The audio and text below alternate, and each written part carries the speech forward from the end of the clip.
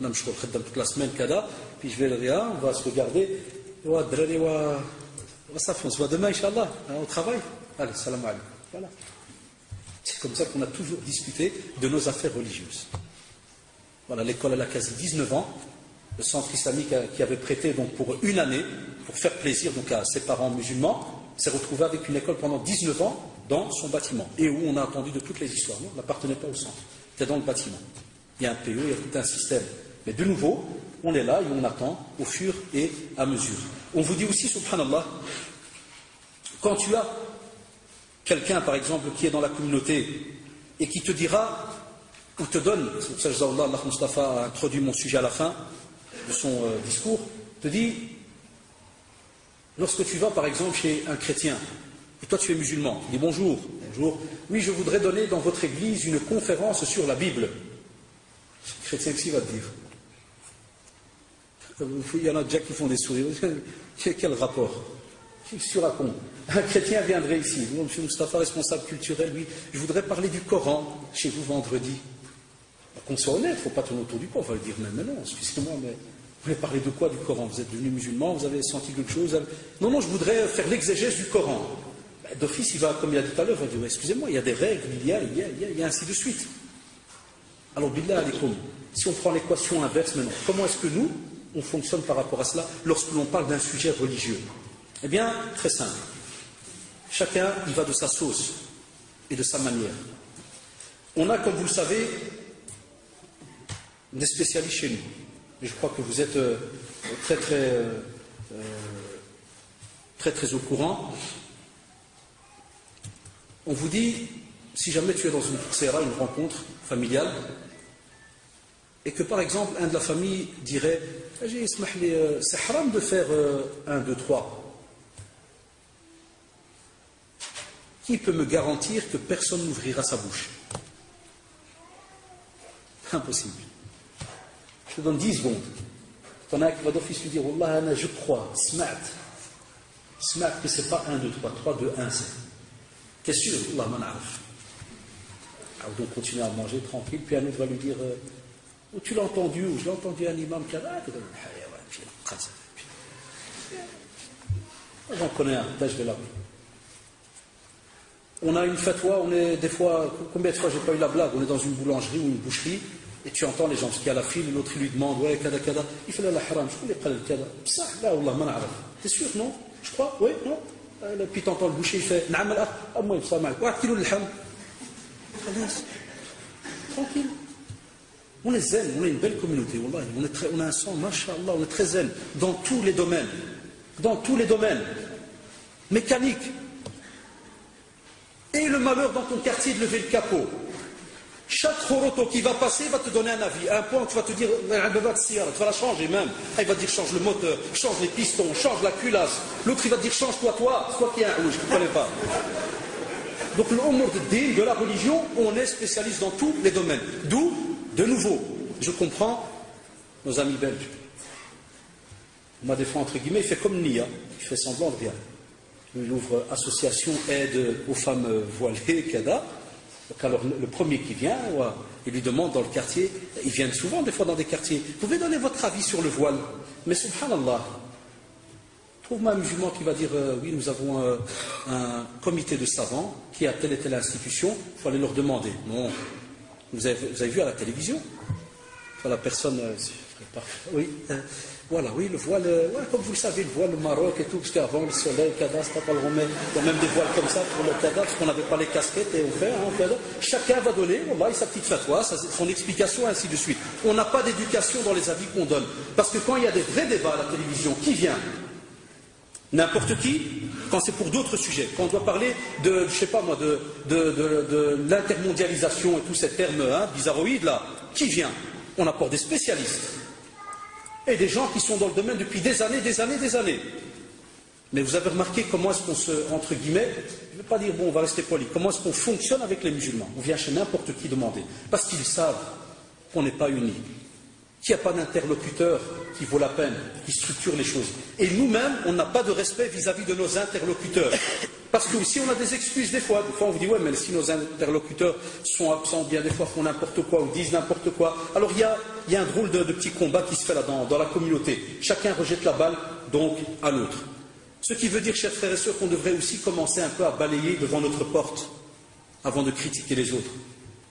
On devrait un peu voir certaines choses aussi près de chez nous. Dans la rue, comment ça se passe dans la rue? La même chose.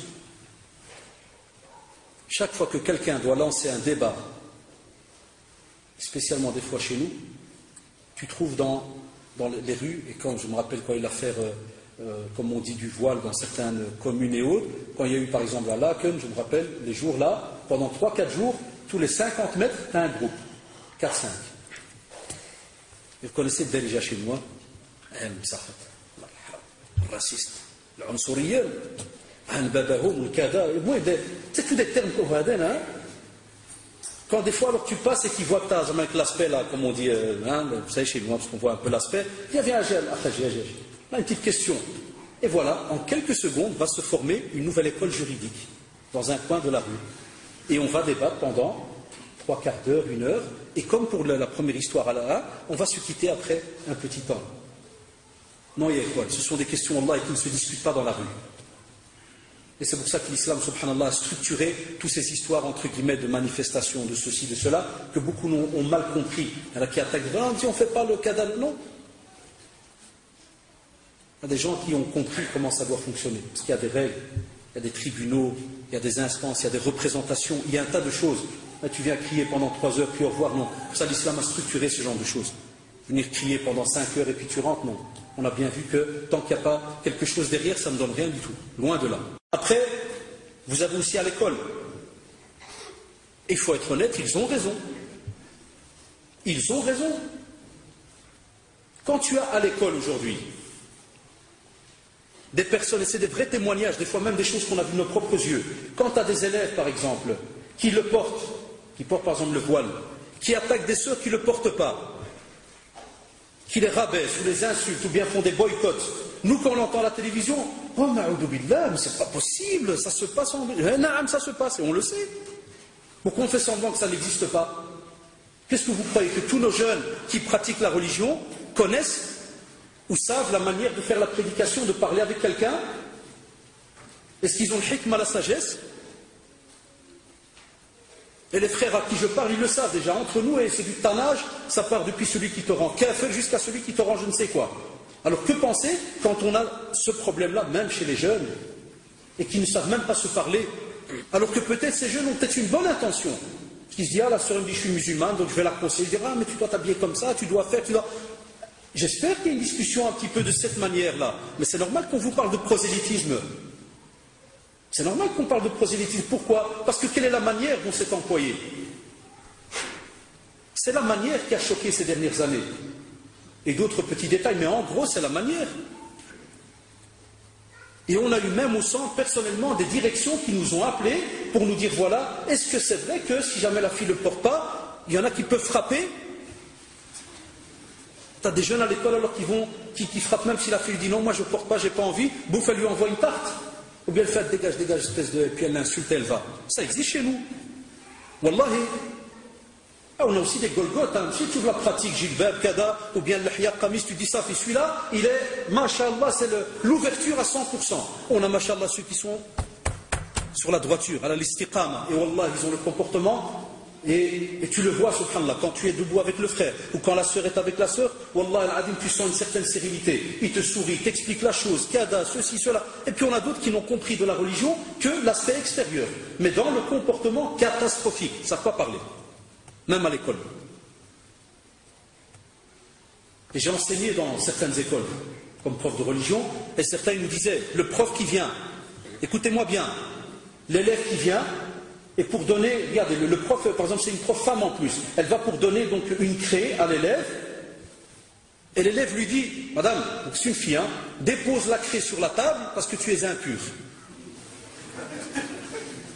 Ça, quand on l'entend, certains pourraient dire, oh, c'est exagéré, oh, qu'est-ce qu'il raconte? Non, wallah, c'est des réalités. C'est des réalités.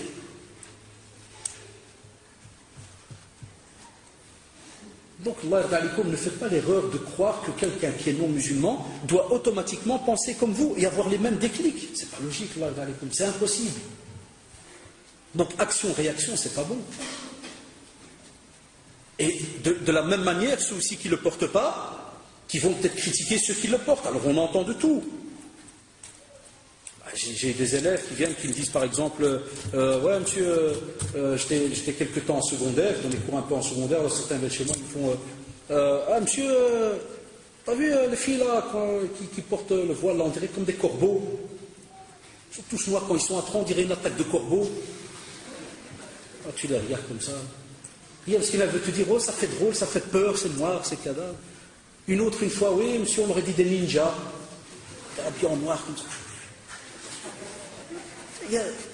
Même chez nous, on a qui vivent dans des films, mais ça c'est normal, parce que quand tu vas voir la vie privée peut-être de cette personne, va voir qu'est-ce qu'elle regarde à la TV, comment elle vit. Pour que quelqu'un arrive à un certain âge, de certaine maturité, soi-disant il voit des corbeaux dans la rue, bien il voit des ninjas, même sauter, ou là tu drogues au gaz, mais qu'est-ce que tu fais? Après je vois des ninjas ou des corbeaux, qu'on soit honnête aussi. C'est pour ça qu'eux en face, quand ils voient qu'entre nous c'est du n'importe quoi, ben c'est tout à fait normal qu'eux, alors à ce moment-là, ils se disent il y a des failles, on y va. On y va, il y a des failles. Donc ce n'est pas eux le problème. Dans la famille, quand on l'a entendu à la télévision, on a cru que ce n'était pas vrai. Alors qu'on a des exemples. Des garçons qui suivent leur sœur dans la rue pour aller la frapper parce qu'elle ne porte pas le voile. Mais vous savez qu'on en a. Alors dans des discussions, bande de menteurs, flamands, menteurs, genre, mais on a dit, c'est quoi le flamand? C'est quel flamand? Parce que chez nous, Mgharba, dès qu'il y en a qui est un peu tordu, c'est un flamand. Même s'il n'est rien à pour coucher flamand. Non? Qui t'a dit flamand? Et vous le savez, ça existe. Parce que de nouveau, dans certaines familles, il n'y a pas de da'wa, il n'y a pas de la manière de discuter. Et vous le savez pertinemment bien. Combien de parents nous appellent et on les supplie au téléphone, te dit ma fille le porte pas, je vais la quelque babaha dans la rue. S'il ne dit pas immaha, je vais la quelque dans la rue. Mon fils m'a qui s'allait, zankha il fait. Ça existe et vous le savez. On leur parle, on les supplie. Ya akhi, il y a des gens qui attendent les bras ouverts. Du moment que tu le jettes ou la jettes dans la rue. On n'a pas l'art d'expliquer la religion à l'enfant depuis qu'il est petit. C'est un devoir pour toutes les familles, musulmanes, non musulmanes, tout le monde éduque ses enfants. Là, nous, alhamdoulilah, on les éduque et on a un bagage à leur donner. On a un mode d'emploi à leur donner. Alors on a aussi ces problèmes-là. Ces problèmes-là, il faut comprendre ces sœurs. Il ne sert à rien de les insulter à la télévision. Parce que qu'est-ce que tu sais, toi, quand tu as un frère qui te choque, le père qui te frappe, et que tu es à la rue? Tu vas chez qui alors? Parce que si la foi n'y est pas, c'est normal que, comme tu le sais, le premier qui vient avec un petit micro, ou bien qui dit, tu sais quoi, moi je vais t'aider, mais tu dois me donner des preuves que... c'est normal, alors si la sœur se dit, voilà, on m'offre un appart et on me donne ceci, on me donne cela, je dis la vérité. Elle ne ment pas, c'est vrai, bon. Il y en a, ils viennent chez nos bureaux, ici au centre. On me frappe. Et Allah, dites-moi. Donc, à nous aussi, subhanallah, de comprendre. Et ça, j'espère, Inch'Allah, qu'il y aura, et je l'espère, c'est une demande, pas spécialement ici, parce qu'il n'y a pas peut-être les moyens de le faire, mais dans une salle ou autre, que les sœurs fassent un colloque comme on l'a fait, mais deux sœurs. Parce que pour moi, en vérité, j'ai accepté de faire le sujet avec les frères, et même eux, mais on avait quasi la même idée, c'est que le voile, c'est une affaire de femmes, point. C'est les sœurs qui doivent faire un colloque entre elles. Mais parce qu'on sait qu'il y a aussi un problème côté homme, manière de voir ceci-là, et des fois il y a aussi des débats et tout, on s'est dit tiens, on va aussi parler aux deux. Mais ça serait important que certains sujets, par exemple comme on l'a dit maintenant, sur le voile, le comment ça se porte, comment est-ce qu'on en discute, à partir de quel âge, ça veut dire, il y a tout un cours là-dessus. Eh bien ça serait bien que des sœurs prennent l'initiative d'en faire un colloque et d'en parler, de bien expliquer les choses. Parce que parmi, des fois certains préjugés, vous les entendez, on vous dit toujours, ah regardez, il n'y a que les hommes qui en parlent. Mais c'est normal parce qu'on invite toujours les mêmes pour en parler. Et c'est pour ça alors qu'on a l'impression, comme a dit le frère Moustapha, que c'est l'homme qui soumet la femme à lui, donc c'est lui qui en parle et qui dit, c'est quand un homme parle à la TV qui dit, ouais le voile est obligatoire. Qu'est-ce qu'on se dit? C'est l'homme qui l'a rendu obligatoire. Regardez, t'as vu le barbuchon à la TV? Et on t'amène à les meilleurs. Hein? Parce que, vous savez, le métier de journaliste, c'est un art.